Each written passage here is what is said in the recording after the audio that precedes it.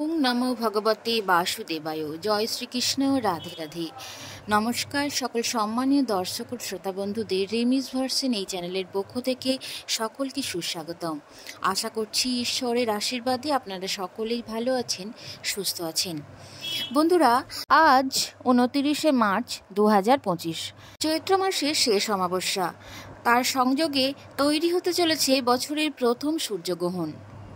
একদিকে যেমন শেষ অমাবস্যা, তেমনি পাশাপাশি রয়েছে সূর্যগ্রহণ। তাই এই সূর্যগ্রহণ এবং অমাবস্যা মিলিয়ে এক মহাযোগ তৈরি হতে চলেছে। আজকের দিনে কিছু রাশির মানুষের যেমন কপাল খুলবে, ঠিক তেমনই তার পাশাপাশি কিছু রাশির মানুষ তাদের শনির সাড়েসাতি শুরু হবে। তবে আজকের আলোচনার বিষয় হলো, এই অমাবস্যার দিনে সন্ধ্যাবেলায় বাড়ির এই স্থানে একটি প্রদীপ জ্বালিয়ে দিন। দেখবেন বাড়ি থেকে যত নেগেটিভ এনার্জি তা দূর হবে, সাথে সাথে বাড়ির বাস্তুদোষ দূর হবে এবং অর্থ সংকট এবং দারিদ্রতাও দূর হবে।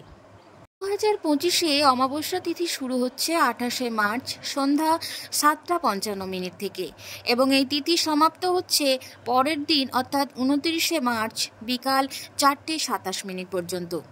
উদয় তিথি অনুযায়ী আগামী 29শে মার্চ অর্থাৎ আজকের দিনে 15ই চৈত্র, আজকের দিনে সুসম্পন্ন হতে চলেছে এই চৈত্র অমাবস্যা। আর এই দিনে ঘটতে চলেছে বছরের প্রথম সূর্যগ্রহণ, যা শুরু হচ্ছে ভারতীয় সময় অনুসারে 29শে মার্চ শনিবার অর্থাৎ আজকের দিনে দুপুর 2:21 থেকে।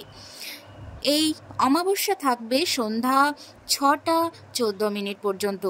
যেহেতু ভারতে এই সূর্যগ্রহণ দৃশ্যমান নয়, তাই ভারতে এর কোনো রূপ প্রভাব পড়বে না। তাই পূজা পার্বণ, ধর্মীয় অনুষ্ঠান সবকিছু করতেই কোনো বাধা নেই। সনাতন ধর্মে এই অমাবস্যা তিথির এক বিশেষ গুরুত্ব রয়েছে।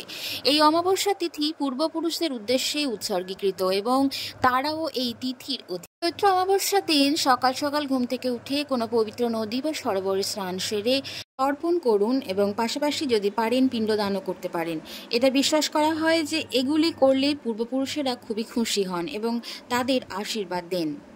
এই দিনে যদি পূর্বপুরুষদের নাম করে যদি কোনো দরিদ্র বা অভাবী লোকেদের খাবার প্রদান করেন এবং আপনি আপনার সামর্থ্য মতো তাদের যদি দক্ষিণা দেন, তাহলে পূর্বপুরুষেরা খুবই খুশি হন এবং কুণ্ডলিতে যদি কোনো পিতৃদোষ থেকে থাকে তাহলে দূর হয়। এই চৈত্র অমাবস্যার দিন অশ্বত্থ গাছে জল এবং দুধ নিবেদন করুন। দেখবেন পূর্বপুরুষদের আশীর্বাদে পরিবারের সুখ শান্তি বজায় থাকবে। এছাড়াও এই দিনে যদি একটি ঘিয়ের প্রদীপ জ্বালান এবং হাত জোর করে 11 বার প্রদক্ষিণ করেন সেই অশ্বত্থ গাছে, তাহলে পূর্বপুরুষেরা খুবই খুশি হন। এই দিনে পারলে কাক বা কুকুরকে রুটি খাওয়ান এবং গরুকে পারলে সবুজ ঘাস খাওয়ান। এতে করে পূর্বপুরুষদের আশীর্বাদ বজায় থাকে এবং পিতৃদোষ দূর হয়। এছাড়াও বন্ধুরা, এই দিনে যে সকল বাড়িতে চাকরি বা ব্যবসার কাজে কোনো রকম উন্নতি হচ্ছে না, অনেক দিন ধরে পড়ে রয়েছে, সেই পরিবারের সদস্যরা যদি 1 টাকার কয়েন যদি মন্দিরে দান করতে পারেন এই চৈত্র অমাবস্যার মতোই পূর্ণ তিথিতে, তাহলে পূর্বপুরুষরা খুবই খুশি হন এবং চাকরি ও ব্যবসার জন্য অগ্রগতি হয়। বন্ধুরা, এই দিনে গ্রহণের পর সদর দরজায় এবং তুলসী তলায় একটি প্রদীপ জ্বালাবেন। আর এটা কিন্তু অবশ্যই চুপিসারে করবেন। যদি গ্রহণের আভায় আপনার বাড়িতে যদি কোনো নেগেটিভ শক্তি থেকে থাকে, তাহলে তা দূর হবে।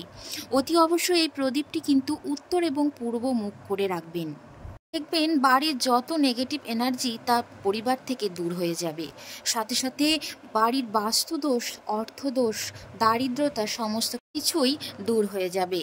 আর পারলে গ্রহণ শেষ হয়ে যাওয়ার পর একটি কর্পূর ধরাবেন বাড়িতে, কারণ গ্রহণের ফলে অনেক রকম নেগেটিভ এনার্জি বাড়ির মধ্যে প্রবেশ করতে পারে, যা আমাদের বাড়িতে রোগ, কষ্ট, দুর্ভোগ, দারিদ্রতা নিয়ে আসে। তাই গ্রহণের পর যদি আপনারা একটি কর্পূর ধরান বাড়ির মধ্যে, তাহলে সেই কর্পূরের ধোঁয়ায় আপনার বাড়িকে শুদ্ধ করে তুলবে এবং বাড়ি থেকে খুব সহজেই নেগেটিভ এনার্জি দূর হয়ে যাবে। পাশাপাশি পজিটিভ এনার্জি বাড়িতে প্রবেশ করবে এবং সংসারে সারা বছর সুখ শান্তি বিরাজ করবে। তাই গ্রহণের পর বাড়ির সুখ শান্তি বিরাজ করতে বাড়ির এই স্থানে একটি অবশ্যই প্রদীপ জ্বালাবেন। গর্ভবতী মায়েরা গ্রহণ চলাকালীন সেই সময় কোনো রকম মুখে খাবার তুলবেন না, বাড়ি থেকে বেরোবেন না। যদি খুবই কিছু খেতে মন হয় তাহলে জল খেতে পারেন, তবে জলেতে গ্রহণ লাগার আগে জলের মধ্যে একটু তুলসী পাতিয়ে রাখবেন, সেই জল আপনারা গ্রহণ করতে পারেন। গ্রহণ চলাকালীন কোনো রকম ধারালো অস্ত্র দিয়ে কোনো সবজি কাটা বা মাছ কাটা উচিত নয়, এর ফলে এই গ্রহণের প্রভাব বাচ্চার উপর পড়ে। এই দিনে গর্ভবতী মহিলারা মহামৃত্যুঞ্জয় মন্ত্র, হরে কৃষ্ণ এবং গীতা পাঠ করতে পারেন, তা অত্যন্ত শুভ ফল দেবে। গ্রহণ চলাকালীন কোনো রকম পূজা অর্চনা, দান, ধর্ম এগুলো করবেন না। গ্রহণ চলাকালীন চুল, দাড়ি, গোঁফ, নখ এগুলো কাটা থেকে বিরত থাকবেন। এছাড়াও ওই সময় কোনো রকম গাছে হাত দেবেন না, তুলসী পাতাও ছিঁড়বেন না। এই সময় কোনো রকম শারীরিক মিলন করবেন না। গ্রহণের দিন কোনো রকম আমিষ বা মদ্যপান করবেন না। এই সমস্ত কাজ থেকে বিরত থাকুন। অমাবস্যা চলাকালীন কোনো রকম শবদেহ স্থান বা মৃতদেহ যেখানে পোড়ানো হয় যেখানে নোংরা ফেলা হয় সে সমস্ত জায়গা থেকে দূরে থাকুন। করা হয় সে সমস্ত জায়গায় সেখানে অশুভ ছায়া থাকে, তাই সে সমস্ত জায়গা থেকে দূরে থাকাই ভালো।